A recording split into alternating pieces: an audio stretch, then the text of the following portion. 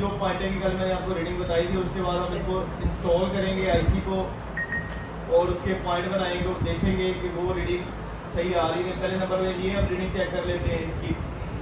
आप इस तरह भी कर सकते हैं, जब बेस बैंड के ऊपर फ़ोन आता है तो आपने ये रीडिंग पहले चेक कर लेनी है। रीडिंग से हमें ये आइडिया हो जाता है कि हमारी शिप पहले से शॉर्ट है या बाद की शॉर्ट है या कोई भी है, इस तरह की सारी मालूमात यहाँ पे मिल जाएगी। तो रीडिंग ले लेनी है आपने पहले पूरा काम होना। उधर बैठे हुए हैं अभी, क्या कह रहे हैं? हाँ हाँ, वो कह दो उसको जाके एचडी है। इसको ध्यान को कम कर देते हैं। यहाँ पे पहले हम इस कैपेसिटर के ऊपर रीडिंग चेक करेंगे। यहाँ पे रीडिंग आ रही है, ठीक है। उसके बाद ये रीडिंग चेक कर लेते हैं, आ रही है,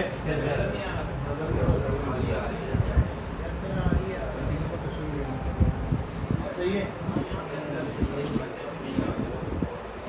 आ रही है रीडिंग, ये आ रही है,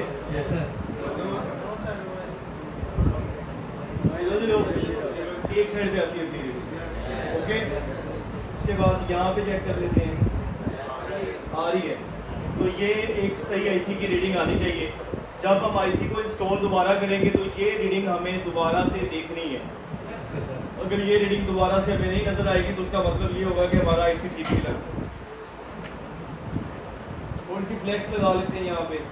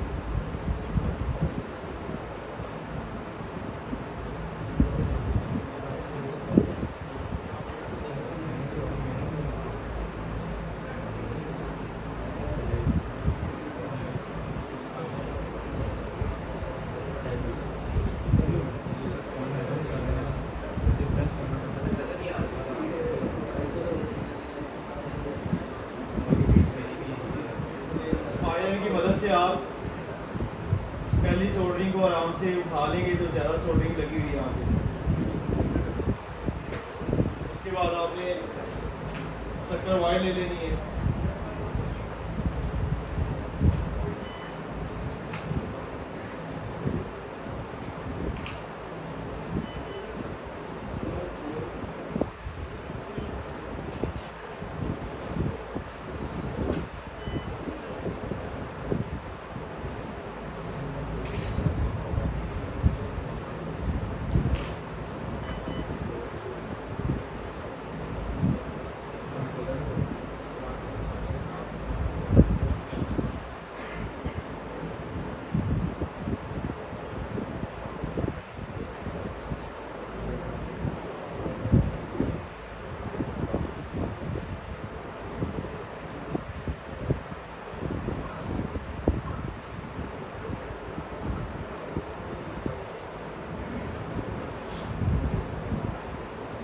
वायर को प्रेस नहीं करना बिल्कुल भी आपने।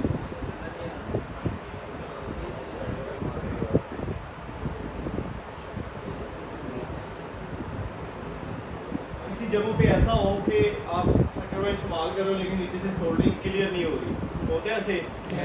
उसमें आपने क्या करना है कि यहाँ पे शक्कर वायर इस तरह रख के इस तरह और हीट गन ले लेनी है, थोड़ी सी हीट लगानी इस तरह, नहीं पड़ेगा जी। प्रिंट नहीं टूटेगा, अगर टूटेगा तो आपको बनाना पड़ेगा। जो प्रिंट डैमेज होते हैं वो हमें बनाने ही पड़ते हैं।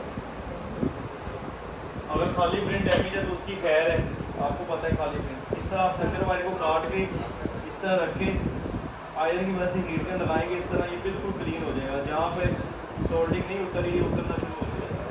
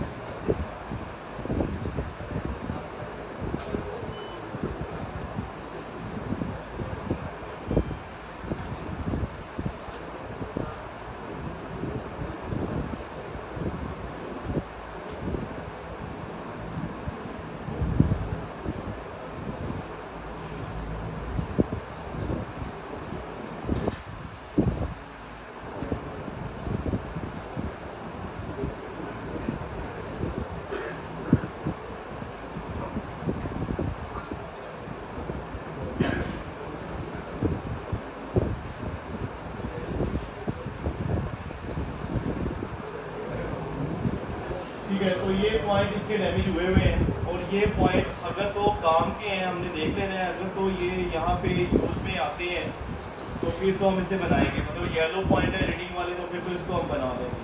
अगर तो ये ब्लू पॉइंट है तो फिर इसके बनाने की ज़रूरत नहीं है। एक पॉइंट तो ये वाला पॉइंट है, ये इसके ऊपर वैसे ही ऊपर हो गया तो इसको आप ब्लेड की मदद से आराम से उतार सकते हैं इस तरह। ठीक है, अब ये पॉइंट इसके खाली है, ये दो और ये दो और ये तीन पॉइंट इसके डैमेज हुए हैं। तो आप जाके सॉफ्टवेयर के ऊपर चेक कर लें 3 पॉइंट कौन से हैं। ये 3 पॉइंट, एक तो पॉइंट आ जाते हैं यहाँ पे, ये 2 पॉइंट तो ये वाले हैं, ये वाले 2 पॉइंट हैं और एक पॉइंट कौन सा है इसका नीचे से ये वाला। ठीक है, ये देखो येलो नहीं है, ये वाला चौथे वाला है ब्लू पॉइंट। ठीक है, नीचे से तो ये ब्लू पॉइंट जितने भी हैं ये खाली पॉइंट हैं, जस्ट स्टैंड पॉइंट होते हैं आईसी को स्टैंड करने के लिए, और इनका कोई किरदार नहीं है, इनका कोई कनेक्शन नहीं है, कोई कुछ नहीं है। तो अगर तो ब्लू पॉइंट डैमेज हो जाते हैं तो उनकी कोई मसला नहीं है, क्योंकि ब्लू पॉइंट सबसे ज़्यादा डैमेज इसलिए होते हैं कि वो उसका किसी के साथ कोई कनेक्शन नहीं होता, वो जस्ट वैसे ही रखे होते हैं ऊपर और उनका कोई भी किसी के साथ लेना देना कुछ भी नहीं होता। बेहतरीन बैठता है। ठीक है, उसके बाद हम चलते हैं आईसी की रिवॉल्विंग करते हैं। आईसी को रिवॉल्व करना है आपने।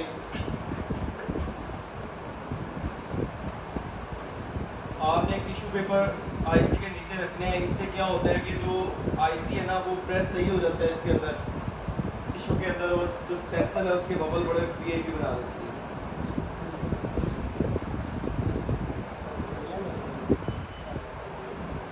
पहले तो हम इसको क्लीन करते हैं।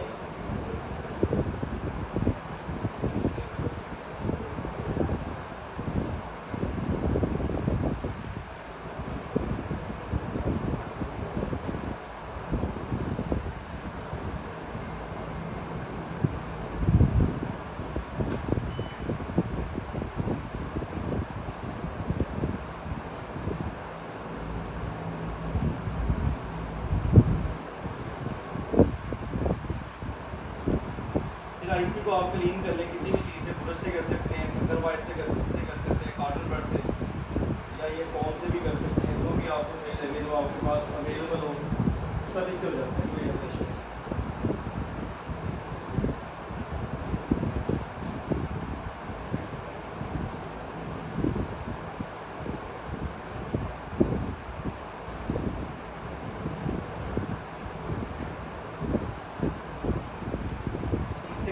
हुआ ये, जहाँ से क्लीनिंग नहीं हो रही हो वहाँ से आप हल्का इसके साइडों पे कोई काम नहीं होती।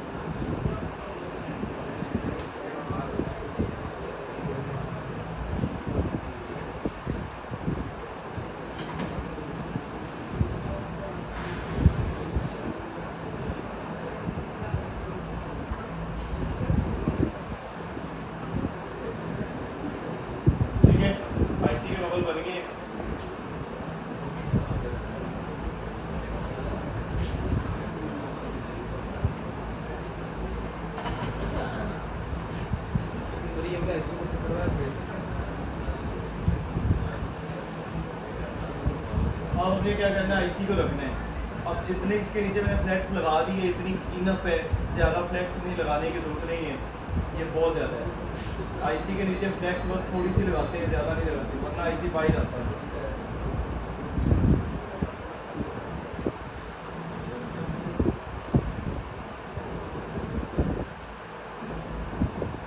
आपने डायरेक्शन के हिसाब से अपने हिसाब से आईसी को रख लेना है।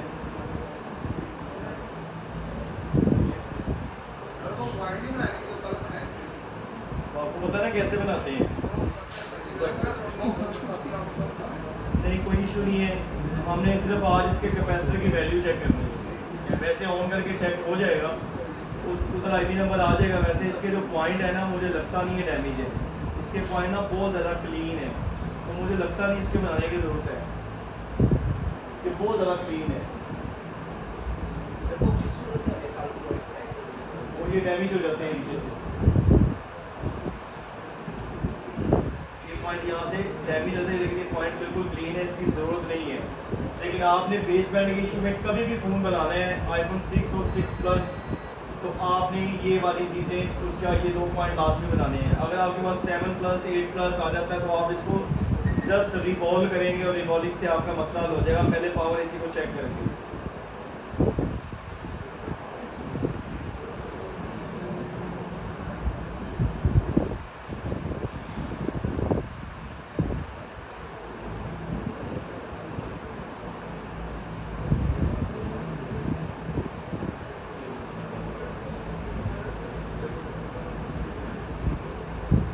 मेरे हिसाब से ये इस तरह से सही रखा हुआ है, थोड़ा बहुत फ़र्क होगा तो आपको पता है ये खुद ही निकाल देगा।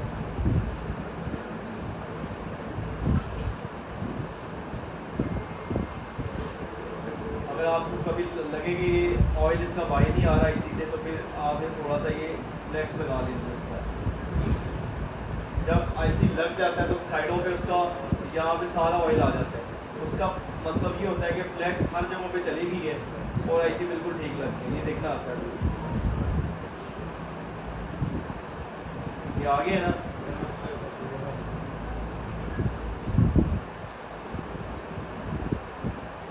जब ऑयल आ जाता है तो उसका ये मतलब होता है कि जो आईसी है वो बिल्कुल उसके नीचे जो पेस्ट है वो अच्छे से फैल गई है और आईसी बिल्कुल ठीक लगे, ये इसकी निशानी होती है। मतलब आईसी अपनी जगह पे पेस्ट हो गया, नीचे लग गया, ज़्यादा उसको हीट अप आपने नहीं करना। अब उसके बाद हम इसकी रीडिंग चेक कर लेते हैं।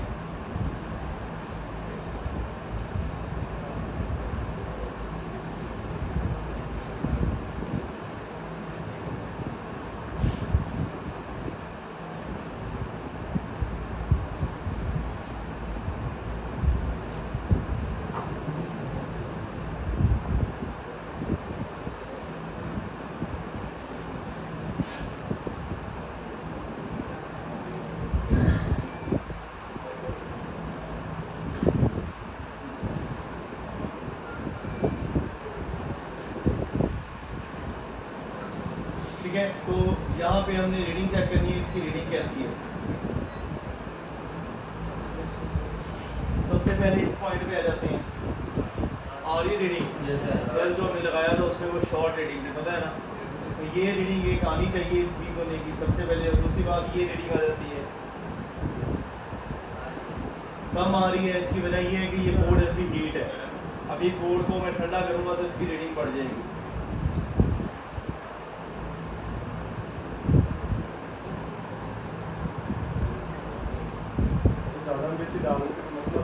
कोई मसला नहीं होता है, एमबीसी के अंदर 10 दिन फ़ोन पड़ा रहे, जब भी आपने चलाना है तो आपने थोड़ी सी हीट कर लेनी इसको। हाँ, और ये आपने जगह में चला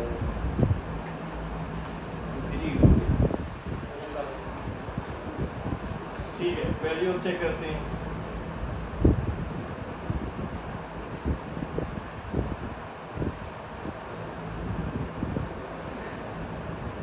होगी ठीक।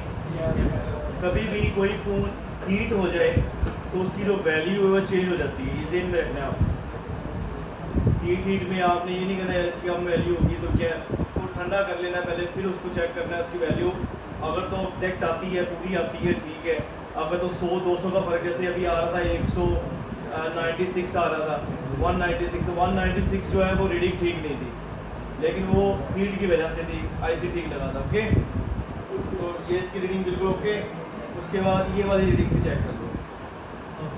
ओके, तो ये जो आईसी था ये बिल्कुल ओके है और सही है। वो भाईजान फिर आईसी खराब था हमारा, क्यों होगा।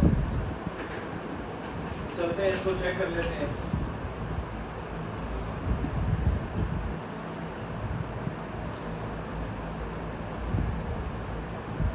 ये और मदरबोर्ड पे रिपेयरिंग का ये मतलब है कि जब आप माशाल्लाह ये कर लेते हो तो आपको पता होता है, जब आप देखते हो कि यार प्रैक्टिकली इतनी हीट पे आईसी उतरा है और दोबारा लगा है, फोन को कोई मसला नहीं हुआ, तो ये एक बड़ा ही प्रैक्टिकली पॉइंट होता है आपके पास कि हम भी इतनी हीट के ऊपर काम करें और ऐसे से जैसे काम मैं कर रहा हूँ वैसे आप इसको करें। तो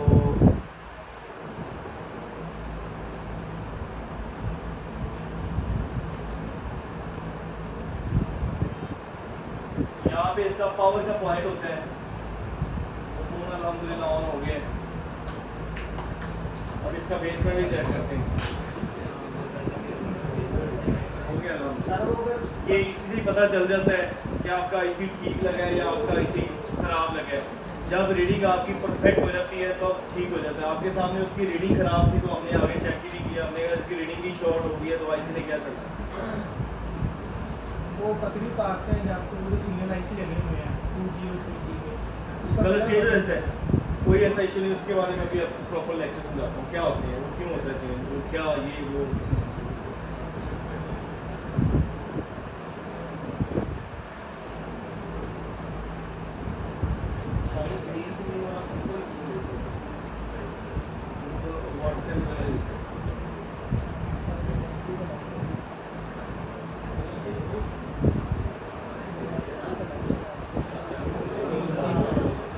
ये हेलो वाला फोन है। अच्छा, यहाँ पे हम क्लिक करते हैं तो यहाँ पे इसका आईएमई नंबर आ गया है। जिसका जो फोन हेलो पे होता है उसका बेस बैंड नहीं आ रहा होता, उस फोन के ऊपर सिर्फ और सिर्फ ये सीरियल नंबर नजर आएगा, सिर्फ सीरियल नंबर। ठीक है, जब बेस बैंड आ जाएगा तो फिर आपको ये दो नंबर नजर आना शुरू हो जाएंगे, आईएमई नंबर और यहाँ पे नीचे वाला आईएमई नंबर क्या है, आईएमई नंबर ये एमआईडी नंबर है, आईएमई नंबर ये आना शुरू हो जाए। ये दोनों चीज़ें आ रही हैं तो आपको समझ आ जाएगी कि इसका बेस बैंड बिल्कुल ठीक है। हाँ, समझ आइए। बेस बैंड में कोई सवाल है आपका तो पूछ सकते हैं।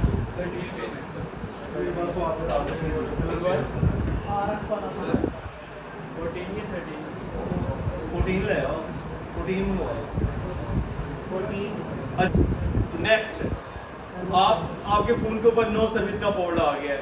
कस्टमर कह रहा है नो सर्विस, आपने *#06# डायल किया, आईएमई नंबर आ रहा है, आईएमई नंबर नहीं आ रहा। तो अब पाकिस्तान के अंदर है तो पीटीए प्रूव करवाएं इसको पहले।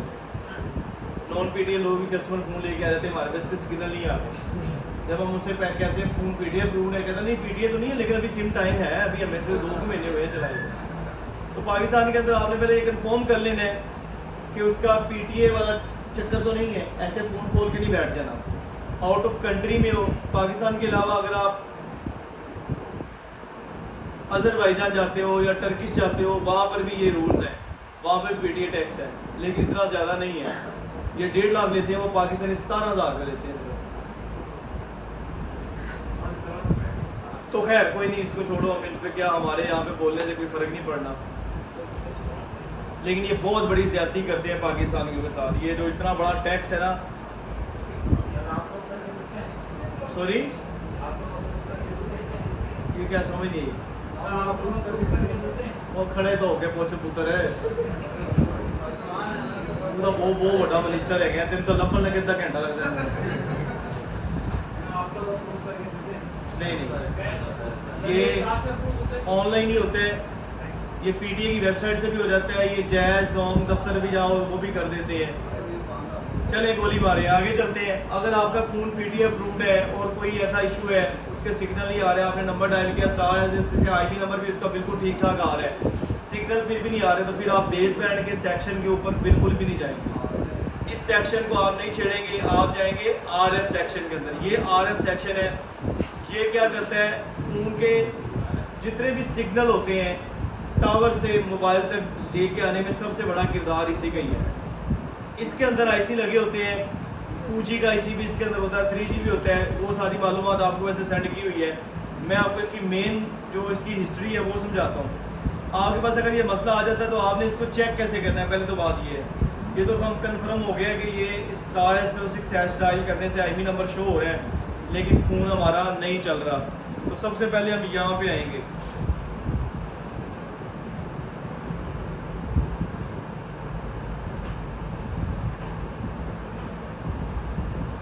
ठीक है, तो सबसे पहले हमने अल्टीने के तौर पे इसको चेक करना है। ये यहाँ पर इसका अल्टीना लगता है GSM का। यहाँ पे ये जो ये है ना, यहाँ पे एक वायर लगती है जो बॉडी को टच होती है। अल्टीना अगर आपका ख़राब होगा, टूटा होगा, तो फ़ोन के सिग्नल फिर भी नहीं आएंगे। किसी फ़ोन के सिग्नल आएंगे लेकिन कम आएंगे, किसी के बिल्कुल भी नहीं आएंगे। आपने सबसे पहले फ़ोन का अल्टीना चेक कर लेना है। जैसे यहाँ पे ये अल्टीने की ये वायर है, ये देखो, ये जो ये वायर लगी हुई है, ये वाली ये अल्टीने की वायर है। अगर यहाँ से कोई अल्टीने की वायर डैमेज होती है, जैसे ये थोड़ी बहुत मुझे लग रही है वो डैमेज हुई हुई है, तो फिर भी आपके सिग्नल नहीं आएंगे। आपने सबसे पहले अपना अल्टीना वगैरह चेक कर लेना है कि अल्टीना वगैरह ठीक है। उसके बाद आपने फिर भी नहीं ठीक, तो फिर उसके बाद आपने यहाँ से स्टार्टिंग लेनी है। वैसे तो RF सेक्शन के अंदर तकरीबन कह लो कि 100 में से वो 5 फ़ोनों के अंदर प्रॉब्लम होती है, वैसे फ़ोनों के अंदर प्रॉब्लम नहीं होती। 11 Pro 11 Pro Max इनके अंदर प्रॉब्लम आई है, लेकिन वो मैन्युफैक्चरिंग फॉल्ट है, ठीक है, एप्पल की तरफ से। तो उसमें क्या होता था, हम 2 कैपेसिटर रिमूव करते हैं, उससे मसला हल हो जाता है। वो भी चलो मैं आपको बता देता हूँ कौन से कैपेसिटर लगे होते हैं। बाकी RF सेक्शन के अंदर बहुत कम शादर नादर प्रॉब्लम आती है। यहाँ पे 11 Pro Max ओपन कर लेते हैं।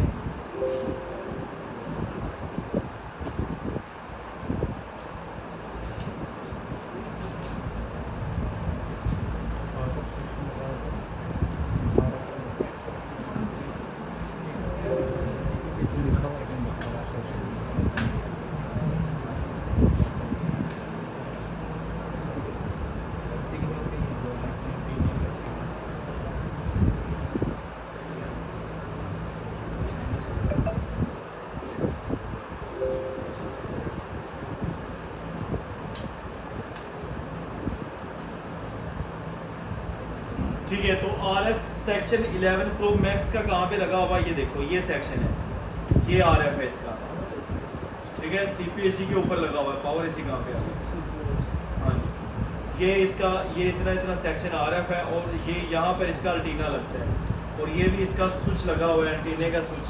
और इसके मोस्टली ये वाली लाइन जो ये वाली है, ये शॉर्ट हो जाती है, ये वाली ये लाइन शॉर्ट हो जाती है। इसमें या तो ये कैपेसिटर ख़राब हो जाता है, एक और इसकी लाइन है ये वाली, या तो ये लाइन शॉर्ट हो जाती है। इसमें से ये 2 लाइनें इसके अंदर मैन्युफैक्चरिंग फॉल्ट है, और इसका कोई भी IC शॉर्ट नहीं होता। इसका होता क्या है, ये 2 कैपेसिटर में से एक ना एक कैपेसिटर शॉर्ट हो जाता है। तो हम ये कैपेसिटर रिप्लेस करते हैं, तो हमारा फ़ोन बेसबैंड सिग्नल आना शुरू हो जाते हैं। तो इस दौरान जो फ़ोन का बेसबैंड है वो भी शो होगा। *06# आप डायल करेंगे, आईमी नंबर आ रहा होगा, लेकिन फ़ोन के अंदर सिग्नल नहीं आ रहे होंगे। कस्टमर आपसे ये कहेगा कि मेरा फ़ोन PDF रूट है, आपने फिर भी आईमी नंबर लगा के एक दफ़ा वेबसाइट के ऊपर चेक कर लेना ये PDF रूट फ़ोन है या नहीं है। पाकिस्तान के अलावा अगर फ़ोन के सिग्नल नहीं आते, ये 11 और 11 Pro के अंदर ये प्रॉब्लम आती थी। तो ये कैपेसिटर या ये वाला कैपेसिटर, एक ये या ये वाली लाइन का कैपेसिटर, ये हम चेंज करते थे, ये कैपेसिटर या ये कैपेसिटर। इसमें से एक कैपेसिटर शॉर्ट है। यहाँ पे रीडिंग आती है 200 समथिंग आती है, 200 कुछ, ये यहाँ पे लिखी हुई है रीडिंग, ये 394 हिट आती है। और यहाँ पे जो रीडिंग आना शुरू होती है वो 00 आना शुरू हो जाती है। तो जब यहाँ पे शॉर्ट रीडिंग आएगी तो आपको पता चल जाएगा ये रीडिंग तो ये आनी चाहिए। एक बात ज़हन में रखनी है, जो रिपेयरिंग के ये डायग्राम के ऊपर रीडिंग लिखी हुई है ना, 110% रीडिंग ये आनी चाहिए। अगर ये रीडिंग आपके फ़ोन के ऊपर नहीं आ रही तो फ़ोन के सिग्नल नहीं आएंगे। समझ आ रही है? कोई ऐसा इशू नहीं है। 25-30 रीडिंग ऊपर नीचे हो तो प्रॉब्लम नहीं है, सही है। ये मैं पहले रीडिंग में भी आपको बता चुका हूँ। आप शायद अभी आपने भर्ती दोबारा की है, वैसे ये लेक्चर हमारा हुआ है। तो शुरू में लेक्चर या शुरू में एडमिशन लेने का सबसे बड़ा फ़ायदा ये होता है कि आपको हर चीज़ शुरू से पता चलती है और आप इक्वल चलते रहते हो, स्टेप बाय स्टेप। रिपेयरिंग जितनी भी है वो स्टेप बाय स्टेप हो तो वो सबसे बेस्ट होती है। इसलिए हम न्यू एडमिशन जब भी करते हैं, न्यू क्लास स्टार्ट करते हैं, हम 5-6 दिन वेट करते हैं।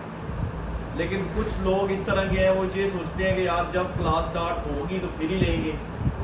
तो उसका सबसे बड़ा जो साइड इफ़ेक्ट होता है वो ये भाई वाला ही है कि ये रीडिंग यहाँ पे आनी चाहिए, इससे कम आनी चाहिए, ज़्यादा नहीं चाहिए। 50 रीडिंग ऊपर नीचे हो तो आपको पता है कोई प्रॉब्लम नहीं होती, उसको हम ठीक रीडिंग मानते हैं। अच्छा जी, तो 11 प्रो के अंदर ये फोल्ड है। बाकी मॉडलों के अंदर बेस बैंड का फोल्ड बहुत कम आया है, शादर नादर आया है। लेकिन अगर आ जाए तो आपने इसको डायग्नोस कैसे करना है, यहाँ से आपने स्टार्ट हो जाना है। यहाँ से आप फॉर एग्जांपल अगर रीडिंग आ रही है ना 200 की रीडिंग, 200 की रीडिंग यहाँ पे लिखी नहीं हुई क्योंकि ये चीज़ बहुत कम ख़राब होती है, तो यहाँ पे से उन्होंने लिखी है। तो यहाँ पे अगर 200 की रीडिंग आ रही है और यहाँ पे रीडिंग आ रही है OL, तो आपको पता चल जाएगा ये रीडिंग जो है यहाँ पे ठीक नहीं आ रही, मेरे मदरबोर्ड के अंदर इशू है। ये एक तो 10% सॉरी 50% सिग्नल ना आ रहे हो तो फ़ोन इस तरह हम चेक कर सकते हैं। 50% इस तरह हम नहीं चेक करते। 50% क्या चीज़ ख़राब होती है मैं आपको अपने एक्सपीरियंस से बता दूंगा, तो आप उसको उस तरह चेंज कर लीजिएगा। अच्छा जी, यहाँ पे 200 की रीडिंग आ रही है, फॉर एग्जाम्पल यहाँ पे रीडिंग नहीं आ रही तो हम पीछे जाएंगे। ये जहाँ कहाँ जा रही है, जहाँ यहाँ जा रही है, इस रेजिस्टेंस के ऊपर आ रही है, सॉरी ये कॉइल फ्यूज़ के ऊपर आ रही है। तो यहाँ पर चेक करेंगे, फिर यहाँ पर 200 की रीडिंग आ रही है तो इसको हम शॉर्ट कर देंगे, आपस में जंपर कर देंगे, तो हमारे RF का सेक्शन ठीक हो जाएगा, सिग्नल आ जाएंगे। अगर यहाँ पर भी रीडिंग नहीं आ रही तो पीछे हम देखेंगे ये रीडिंग कहाँ जा रही है। ये रीडिंग फिर यहाँ पे जा रही है, एक रेजिस्टेंस लगी है, रेजिस्टेंस की इस साइड पे अगर रीडिंग आ रही है 150 तो फिर ठीक है, यहाँ आ रही है कुछ 250 फिर भी ठीक है। 50 रीडिंग ऊपर नीचे इनमें होती है। तो अगर यहाँ पे भी रीडिंग OL आ रही है तो गाइज आपने ये रेजिस्टेंस को रिप्लेस कर देना है। अगर यहाँ पर भी रीडिंग नहीं आ रही तो फिर हम पीछे जाएंगे, इसके पीछे ये रीडिंग कहाँ जाएगी, ये रीडिंग जा रही है जी A साइड पे, ये आ जाता है सेक्शन कुछ RF का। अब सबसे पहले यहाँ पे ये आपको एक ये नज़र आता है, इसको हम कहते हैं बैंड स्विच, ठीक है। ये जो स्विच होता है ये आपके फ़ोन के बैंड चेंज करता है। बैंड से मुराद अगर आपका फ़ोन सिम चल रही है तो आपने कभी 4G करना है, इंटरनेट चलाना, तो एकदम आपके सिग्नल बंद होते हैं तो फिर आपके सिग्नल आएंगे। ये जितने भी ये स्विचिंग का काम करता है, हर IC से इसकी वायर निकलती है। फॉर एग्जांपल मैं यहाँ पे एक वायर के ऊपर क्लिक करता हूँ यहाँ पे, और ये जा रही है, एक तो ना उसको बड़ा है ये, यहाँ पे फॉर एग्जांपल मैंने क्लिक किया और ये रीडिंग कहाँ जा रही है मैं देखता हूँ, ये रीडिंग यहाँ पे आ रही है और उसके बाद मैं रेजिस्टेंस के थ्रू जाती है ये रीडिंग पावर के अंदर, मतलब चलो ये तो पावर इसको ऑन करने के लिए रीडिंग आ रही है। उसके बाद कोई भी रीडिंग यहाँ पे एक उठा लेते हैं तो ये रीडिंग जा रही है जी इस IC के अंदर, ठीक है। ये इस पर क्लिक करके ये सीधी जा रही है रीडिंग, इस रेजिस्टेंस से भी क्लिक करूँगा सीधी, उसके बाद यहाँ पे इस IC के अंदर जा रही है। ये लो फ्रिक्वेंसी का IC है, ये यहाँ से सिग्नल लेके बैंड स्विच लेके ये यहाँ पे एंटीने को दे देते हैं। ये बैंड स्विच है। आप जितने भी इसके बैंड स्विच चेंज करते हो, मतलब आप 2G करते हो, 3G करते हो, वो सारे के सारा दारोमदार इस बैंड स्विच पे होता है। ज़्यादातर जिनके सिग्नल नहीं आ रहे होते इनका ये बैंड स्विच ख़राब होता है, हम इसका ये बैंड स्विच चेंज करते हैं, ये ठीक हो जाता है, ठीक है। फॉर एग्जांपल इसका एक बेहतरीन हल है, iPhone 6, 7, 8 इनके अंदर डीसोल्डिंग की प्रॉब्लम भी आती है। आपने क्या करना है, इसको अच्छी तरह पहले वॉश कर लेना है, इस मदरबोर्ड को इतने इतने हिस्से को अच्छी तरह वॉश कर लेना है। उसके बाद 350 की हीट, इससे ज़्यादा नहीं करनी, 350 की हीट पे आपने कम अज़ कम कोई 10 सेकंड इनको हीट देनी है, सिर्फ 10 सेकंड। नॉर्मली इस तरह पकड़ के, जैसे हम ये नॉर्मली इस हिस्से में आ जाता है फॉर एग्जाम्पल, इस तरह आपने 10 सेकंड के लिए इसको हीट अप करना है। इसको कहते हैं प्री हीट करना। आप इसको प्री हीट करेंगे 50% फ़ोनों के सिग्नल आ जाते हैं, क्योंकि इनके अंदर डीसोल्डिंग की प्रॉब्लम आ जाती है कभी कभी, तो 50% फ़ोनों के सिग्नल आ जाते हैं। 350 अगर सिग्नल फिर भी नहीं आते, आपने बैंड स्विच भी चेंज कर लिया है, आपने हीट प्री हीट भी उसको किया है, सिग्नल फिर भी नहीं है, तो फिर उस दौरान आप ये 2 ICयों के ऊपर जाएंगे। ये 2 IC, ये जो 2 IC है ना, ये दोनों सिग्नल के प्रोग्रामर है, समझ लो। इन दोनों से मोबाइल फ़ोन के सिग्नल बनते हैं। एक लो फ्रिक्वेंसी के ऊपर लगा हुआ है, एक हाई फ्रिक्वेंसी के ऊपर लगा हुआ है। तो आपने क्या करना है, दोनों आईसीओ को चेंज कर देना है, दोनों को इकट्ठे चेंज करेंगे। सो सिंपली किसी भी एक फ़ोन के साथ आपके पास iCloud का कोई बोर्ड है, उससे उतार के आप ये दोनों आईसी डायरेक्ट चेंज कर दोगे, 99% फ़ोन के सिग्नल आने के चांसेस है, आ जाते हैं। अब यहाँ पे एक और सवाल होता है, ये जब 6 के अंदर प्रॉब्लम आई थी, 6 के अंदर मसला था ये, तो कुछ लोगों को पता था यार ये इस तरह चेंज करने से आ जाते हैं, लेकिन वो क्या करते थे, इसको चेंज करते थे, सिग्नल फिर भी नहीं आते थे, फॉल्ट भी इन्हीं का होता था। अब उनको ये नहीं पता था इनको हीट कितनी देनी है। अब ये दो ऐसे आईसी हैं जिनकी जो हीट है वो बड़ी मखसूस हीट है, इसको अगर ज़्यादा हीट आप करोगे तो ये डैमेज हो जाएंगे अंदर से। इसको आप 400 की हीट पर भी नहीं उतार सकते, इसको आपने उतारना है 300 की हीट के ऊपर। 300 की हीट के ऊपर आईसी उतरता ही नहीं है, ठीक है। तो फिर इसको कैसे उतारेंगे, इसका एक सलूशन था हमारे पास। हम क्या करते थे, प्री हीटर लेते थे, एक प्री हीटर स्प्रेटर छोटा होता था, वो हमारे पास नीचे पड़ा भी हुआ है, इसका मैंने बड़े फॉल्ट क्लियर किए हैं। अब कुछ दुकानदार हजरात क्या करते थे, इन आईसीओ को चेंज कर देते थे, सिग्नल फिर भी नहीं आते थे, तो वो बेचारे फिर हमारे पास आए थे। हमें पता होता था कि ये इसने इसको ज़्यादा हिट करके आईसी उड़ा दी है। ये आईसी के जो कलर चेंज होते हैं ना, इनके अंदर पूरी एक चिप लगी हुई है, कलर तो वैसे ही हिट की वजह से चेंज होते हैं, ये कोई लॉजिक नहीं है और इतना प्रॉब्लम नहीं है। इनके अंदर ना एक पूरी चिप होती है, आईसी के अंदर पूरी एक चिप है, ये देखो।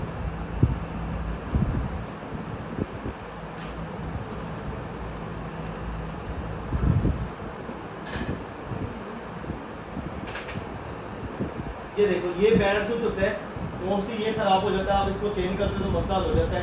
इसके अंदर एक पूरी चिप है, ये देखो, मैं इसको ना ऊपर से काट के दिखाता हूँ आपको।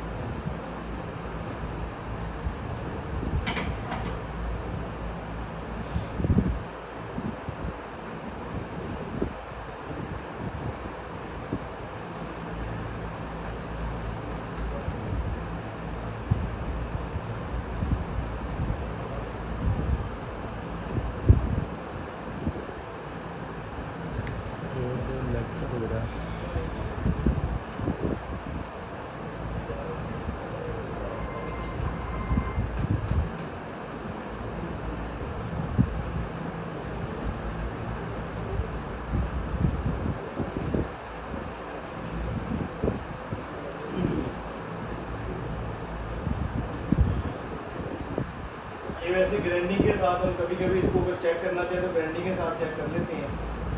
इस तरह उतरना थोड़ा सा ये मुश्किल हो जाता है।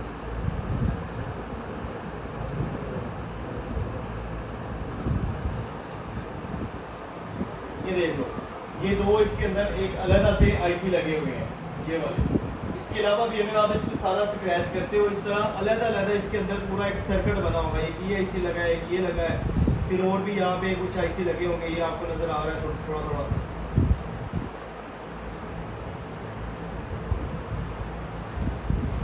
और फिर इसके अंदर पूरा पीएफ कैपेसिटर वगैरह भी लगे होते हैं, ये देखो आ रहे नज़र।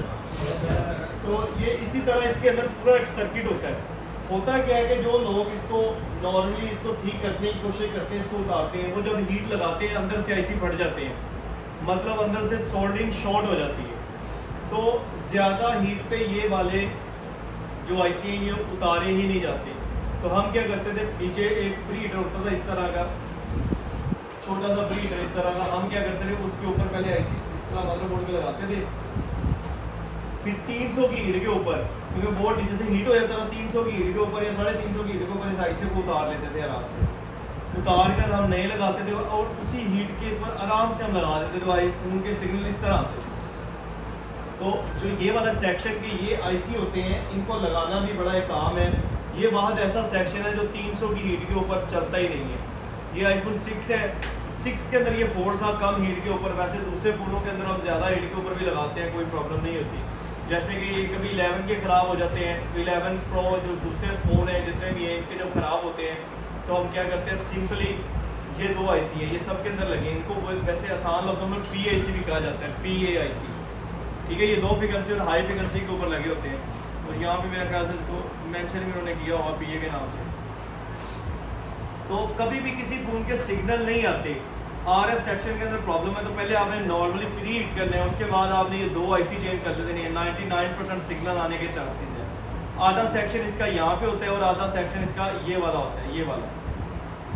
ये इसका पावर आईसी है, बेस RF सेक्शन का ये पावर आईसी लगा हुआ है। उसके बाद ये वाले जो 2 आईसी हैं, 1 2 3 4, ये 4 जो आईसी हैं, ये सारे के सारे इसके सिग्नल पे लगे हुए हैं।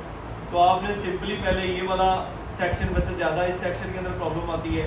आईफोन 7 की अगर बात करूँ तो 7 के अंदर प्रॉब्लम कहाँ पे आएगी, 8 की बात करूँ तो 8 के अंदर भी प्रॉब्लम ज़्यादातर यहाँ पे आती है। यहाँ पे RF सेक्शन ये लगा हुआ है 8 का, ये वाला। तो 8 के अंदर आपने ये 2 आईसी चेंज करने हैं, इसका मसला हो जाएगा। और इसका जो पावर सेक्शन है वो यहाँ पे लगा हुआ है, ये वाला, ठीक है। तो सिंपली आप इसके अंदर वैसे तो बेस बैंड जो RF का कोड है वो तो आता ही कोई नहीं है। 100 में से 5 फ़ोनों के अंदर आता है। अगर आ जाए तो आपको पता होना चाहिए कि सिग्नल के 2 PAIC हैं, हमने उनको रिप्लेस करना है। ज़्यादा फॉल्ट उसी के अंदर ही आता है। अगर इससे मसला हल कभी कभी ना हो तो फिर हमारे पास एक बहुत अच्छा हल होता है, हम वो कर देते हैं, फ़ोन ठीक हो जाता है। स्वैपिंग का, स्वैपिंग उस दौरान होती है जब कोई भी फॉल्ट आपको समझ नहीं आ रहा, और स्वैपिंग में माशाल्लाह आपका अबूर हासिल करना ये बड़ी अहमियत रखता है। स्वैपिंग ऐसे नहीं है कि आप बस आईसी उतार लिया, एक फ़ोन चला लिया तो बड़ी बात है। स्वैपिंग के अंदर कम अज़ कम अगर आप 10 फ़ोन कर रहे हो ना, तो कम अज़ कम 9 फ़ोन ऑन होने चाहिए। 10 के 10 ऑन होने चाहिए, ये 100% है। 9 फ़ोन होने चाहिए, वो ऑन हो जाए तो आपको इतना अबूर हो जाता है कि यार चलो मैं लोगों की चीज़ें ख़राब नहीं करूँगा। वरना लोगों की चीज़ें इतनी ख़राब करते हैं, आपकी सोच है। 50-60 फ़ोन कह लोगे। ये जो मुकाबला वो इसी बात पे ही हुआ था कि लोगों को कितना को काम आता है, ये कितने को समझदार है। पहले तो चाइनीज़ यहाँ पे आते ही नहीं थे, वो आ ही नहीं रहे थे। ये 3 दफ़ा जो यहाँ पे मुकाबला हुआ है, 3 दफ़ा कैंसिल हुआ है। इस दफ़ा उस बंदे ने, जो आसफ है वो लड़का, उस बंदे ने इस दफ़ा काफ़ी ज़ोर लगाया कि यार ऐसी बात नहीं है, जो हमारे जो बंदे यहाँ पे वो बड़े मास्टर हैं, ऐसी कोई बात नहीं। तो जब पहले दिन को 15-20 फ़ोन लोगों ने किए हैं, 20 को 20 ही ऑन नहीं हुए। तो वो बेचारे से मेरी बात हो रही थी। वो उस दिन मुझे कह रहा था कि यार मैं बड़ी टेंशन में था कि यार इन्होंने मैं पता नहीं की कह के आया, यहाँ आके तो इनसे फ़ोन ही ऑन नहीं हुआ। तो वो तो ये समझ रहे हैं कि सारे ये लल्ले ही हैं। उसके बाद दूसरे दिन में आप ये समझ लो कि 50 फ़ोन थे, कम अज़ कम 40 से 50 फ़ोन, जिसमें से सिर्फ 4 फ़ोन ऑन हुए हैं, सिर्फ 4 फ़ोन। बाकी जो बंदे हैं वो लोगों के फ़ोन ख़राब ही करते हैं। और स्वैपिंग इतनी आसान नहीं है। स्वैपिंग एक समझदारी का नाम है। अगर आपको बहुत अच्छी समझ है तो आप इस साइड पे जाएं, वरना आप लोगों का फ़ोन बर्बाद कर दोगे। किसी का भी नुकसान करना, उसके बारे में सवाल होगा। नबी पाक सल्लल्लाहु अलैहि वसल्लम ने फरमाया है कि किसी इंसान का सबसे ये कि गोल्डन लफ्ज़ है उनके, आखिरी दिनों के लफ्ज़ हैं ये, कि किसी का नुकसान ना करो ताकि तुम भी नुकसान से बचे रहो। सही है। इसका मतलब ये नहीं है कि आज मैं किसी का नुकसान करूँगा और मेरा कोई नुकसान करेगा, नहीं। आज मैं किसी का नुकसान करूँगा तो मेरा वो निकल जाएंगे पैसे। कैसे निकलेंगे? मैं अल्लाह ना करे कोई एक्सीडेंट हो जाता है बंदे का, तो घर में बच्चे बीमार, ये वो पैसा निकल जाता है जो हराम का होता है, वो नहीं टिकता। और ये एक अच्छी बात है कि पैसा निकल जाए ताकि आगे आपको एक नसीहत आ जाए। लेकिन अगर आपकी वही रूटीन है तो फिर आप गुमराह लोग हो, फिर जाते हो कि फिरे हुए लोग हैं, उनको कोई अकल नहीं आ सकती। हराम जो होता है ना, वो चाहे जितना मर्जी हो, वो हराम ही होता है, वो उसमें कोई बरकत नहीं होती। आप एक आपकी मिसाल देता हूँ जी, किसी चीज़ को आग लगती है तो हम देखते हैं कि आग बहुत दूर दूर तक उसकी रोशनी होती है। ऐसे ही ना कहीं पर भी देख रहे थे आग लग चल रही होती है यार, हम कहते हैं बड़ी दूर तक रोशनी है, क्या भाई आग लगी हुई है। तो वो चंद दिन की रोशनी होती है, चंद दिन भी कह दिया, चंद घंटों की रोशनी होती है। जब कहीं पर लाइट चल रही होती है तो हम कहते हो यार कितनी अच्छी लाइट चल रही है। हमने कभी कहा ये कितनी अच्छी आग लगी हुई है? नहीं कहते, हम कहते हैं यार कितनी अच्छी लाइट चलती है माशाल्लाह, और ये इंशाल्लाह चलती रहती है। जो हलाल की कमाई है ना वो एक लाइट के बराबर है, जो ये लाइटें चल रही हैं। ये चाहे इनकी रोशनी थोड़ी होगी, पूरे जहान को ये मतलब अपनी तरफ नहीं मुतवज्जह कर रही होगी, और यहाँ पे जो रोशनी होगी उसकी लाइट की एक थोड़ी रोशनी होगी, लेकिन वो एक लॉन्ग टाइम चलने वाली है। आग की रोशनी ज़्यादा होगी लेकिन वो थोड़े टाइम चलेगी, उसके बाद ख़त्म। हराम की कमाई बिल्कुल ऐसे ही है। अगर आप किसी के साथ कुछ किसी की चीज़ निकाल लेते हो, किसी की स्क्रीन निकाल, इस तरह की हरकत कर ली, तो याद रहे वो आपसे, एक तो आपको उसका हिसाब होना है, दूसरी बात है उसके बारे में आपसे पूछा जाना, तीसरी बात है कि भाईजान वो आपसे निकल जाएगा। ऐसा है ही नहीं। कुछ लोग कहते हैं 10,000 की दिहाड़ी पा ली, फलान हो गया, इतना नहीं किया जो मुझे किया। अल्लाह बचाए इन कामों से, और अल्लाह अपनी पनाह में रखे ये हराम की रोज़ी में से। हराम की रोज़ी से ये है कि आप भूखे रह दो, समझ आइए। हराम की रोज़ी में कोई इज्जत नहीं है बंदे की। इज्जत के बगैर बंदा नहीं जी सकता, पैसे के बगैर फिर भी बंदा जी लेता है। जिसकी दुनिया में इज्जत नहीं है उसके कोई फ्यूचर नहीं है उसका। ये देखो हलाल की रोशनी कितनी चल रही है। तो समझ आ गई है। कोई आरएफ सेक्शन के अंदर कोई आपका सवाल है या बेसमेंट में कोई सवाल है तो 1 बाय 1 आप पूछ सकते हैं। सही समझ आ गई है? बिल्कुल ठीक। तो कल का जो हमारा लेक्चर है वो पावर सेक्शन का लेक्चर है। ये मेरे आइडिया में, या मैं इसको, अगर आप मुझे समझते हो कि मेरा एक अच्छा एक्सपीरियंस है और मैं इसको बड़े अच्छे से आपको समझा रहा हूँ अल्हम्दुलिल्लाह, और मेरे अगर आइडिया में देखा जाए तो ये सारे लेक्चर एक साइड पे और ये लेक्चर एक साइड पे। इसके लिए आपने घर से नहा धो के आना है, ये सही बात है, मैं मजाक नहीं कर रहा। होशो आवाज में आना है यहाँ पे, किसी को इस तरह ना हो, वरना आप पता नहीं कौन सी ऐसी चीज़ मिस कर दोगे।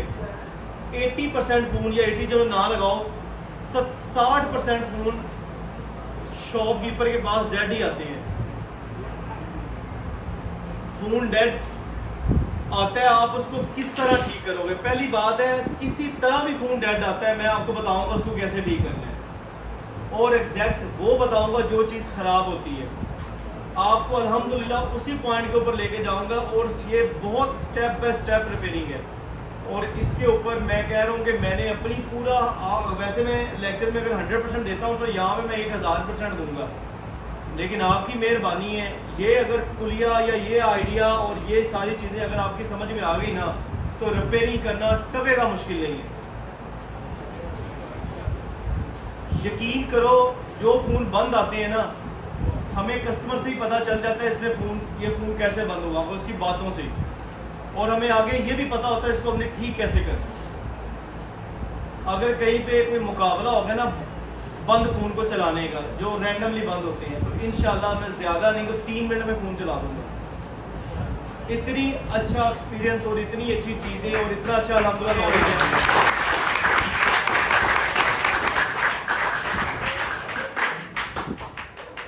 और वो सारा इंशाल्लाह एक्सपीरियंस मैं आपके साथ कल शेयर करूँगा। आपकी मेहरबानी है। मैं दोबारा बता रहा हूँ, मेरा थोड़ा सा बोलना अल्लाह करे आपकी ज़िंदगी बदल दे। इस काम के अंदर बहुत अच्छा फ्यूचर है, एक हैंडसम अमाउंट है, और अल्हम्दुलिल्लाह रिस्क हलाल है। हराम आप नहीं करना है। दुकानदार खुद हराम करता है, पैसे हलाल ही आते हैं। एंड पे मैं आपको एक ऐसा लेक्चर दूंगा जिसमें आप कस्टमर को बड़े अच्छे से गाइड कर सकते हो। ये बहुत अच्छा लेक्चर होगा। ये अल्हम्दुलिल्लाह ये एक हमारा लैब का अपना एक्सपीरियंस है, और अल्लाह माफ़ करे आप कहीं पर भी कोई हराम की रोज़ी की तरफ नहीं जाएंगे, जितने मर्जी पैसे ले लें। आपको पता शरीयत में मुनाफे की कोई लिमिट नहीं है, आप जितना मर्जी मुनाफा ले सकते हो। और उस काम के अंदर तो जो आपकी एक हुनर का काम है उसके अंदर जितना मर्जी प्रॉफिट आप ले सकते हो, आप पे डिपेंडेंट करते हैं। ठीक है, तो कस्टमर को आप कैसे गाइड करेंगे, क्योंकि बहुत सारे हमारे माशरे के अंदर कस्टमर भी कुछ इस तरह के ना बड़े बहुत डॉक्टर होते हैं, वो अंदर ही घुस जाते हैं कि खराब की सी चेंज किमें कीता है, एनू किमें ठीक कीता है, आईसी कितने थी, ये जो सारी चीज़ें हैं इन सब का हल भी मैं आपको बताऊंगा। आप कस्टमर को कैसे चुप करवा सकते हो और आप कस्टमर को कैसे गाइड कर सकते हो और आप रिस्क के हलाल वाली डीलिंग कैसे कर सकते हो। आपको टके की नहीं परवाह कि कस्टमर क्या सोचता है, बस सबसे पहले आपने एक चीज़ की परवाह करनी है। जब आप इसकी परवाह कर लेंगे, मैं कसम खा के कहता हूँ कि आपके लिए कोई डीलिंग करना, कोई रिस्क के हलाल कमाना टके का भी मुश्किल नहीं होगा। आपने सबसे पहले ये अहद दिल में रखना है। ये अहद क्या है, ये आपको पता ही है कि मुझे सर्टिफिकेट सिर्फ अल्लाह से लेना है, लोगों से नहीं लेना। जब ये चीज़ आप अपने तवक्कुल सिर्फ अल्लाह पे रखनी है, लोगों पे ना रखना, अल्लाह पे रखेंगे सारा कुछ सीधा हो जाएगा और इसके हलाल भी इंशाल्लाह आएगा और बड़ी सुकून की नींद आएगी। सही है, तो इंशाल्लाह ये लेक्चर मैं रखूँगा और ये लेक्चर हम पूरी